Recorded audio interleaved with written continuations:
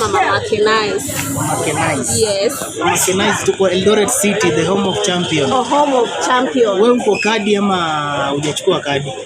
Mimi niko kadi mbaya. Na ngoja tu sasa hivi ndio hapo sasa. Na wale watu hawajachukua kadi, umuhimu wa kuchukua kadi ni nini? Nawaambia watoke saa hizi kwa manyumba zao, wakimbie wachukue kadi, waache ujinga. Ndio hiyo siku tujitokelezee kutokelezea. Waache ujinga. Waache ufala. Ikifika siku ya kura vijana wengi wataanza kusema hatuna kadi, hatuna nini, na sasa serikali imetoa kadi, kila mtu achukue kadi. Wanafaa kuchukuliwa, wapigwe makofi mingi sana. Kwa sababu sasa hivi wanafaa kuwa kadi, wanafaa kuwa wamechukua kadi.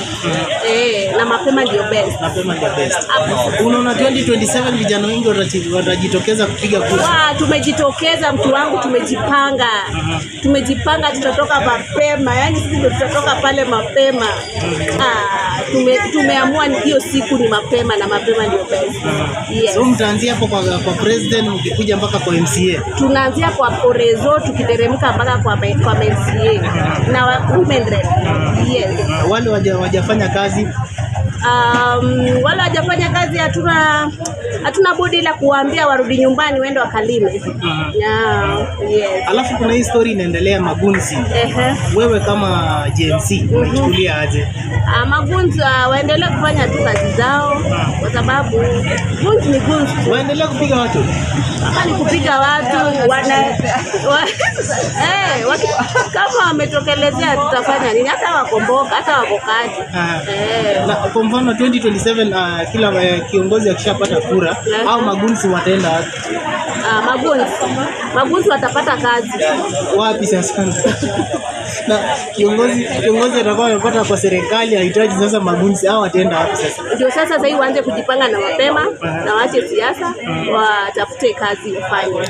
Na kwa wale ambao wanatumiwa na wanasiasa sasa hivi wenye wako uongozini, na baadaye wanasiasa wapoteze hiyo kiti chao, watafanya kazi gani sasa? Kuambia tu waache ujinga. Waache ujinga, watafute kazi wafanye. Waache ujinga, watafute kazi wafanye. Watafute mboka. Na ukiangalia kati ya Sifuna na hii timu yake wako na Gen-Z na vijana sana. Unaona ni kama hiyo timu itakuja ichukue uongozi. Yaani sisi ndio Sifuna. Nyinyi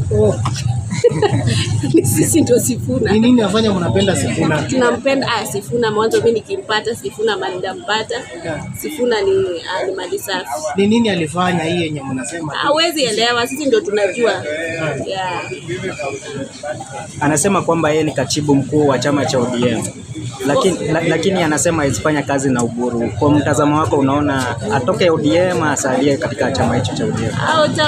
Maamuzi itakuwa ni yake, manake hatuwezi jua pia naye wamepanga vipi. Unajua ni siasa tunajua sisi, lakini wakifika pale wako pamoja. Watu wa Eldoret wanasemaje, 2 term ama 1 term? Hapo sitasema, manake sijui nani wananiangalia, lakini tuko pamoja. Tuko pamoja. 2027 ndio itaamua. 2027 ndio itaamua nani winner na nani loser. Hapo sasa. Na wale watashindwa.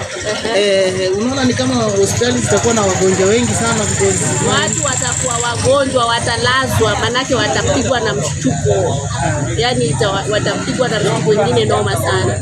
Kwa hivyo unamaanisha serikali andika madaktari wengi. Madaktari hata sasa hizi kuna wale wana train, wameshaanza kupata kazi, manake 2027 ni tomorrow.